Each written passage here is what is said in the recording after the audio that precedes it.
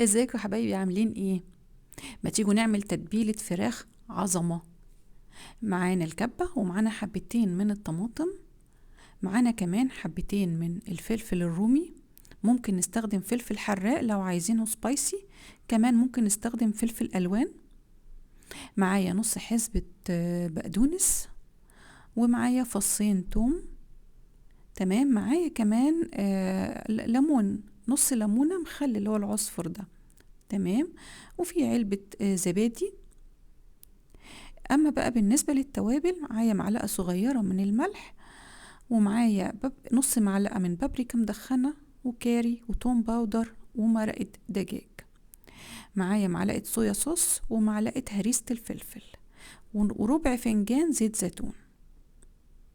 خلاص كده التتبيلة خلصت. هنضربها بقى في الكبة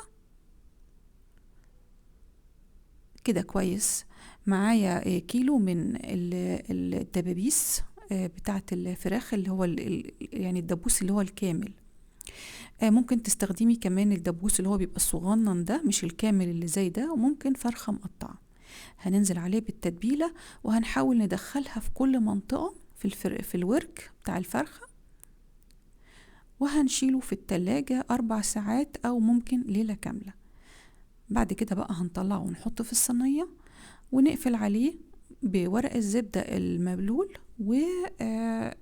والفويل. هندخلها على فرن حامي مسبقا. تمام. لغاية ما تستوي.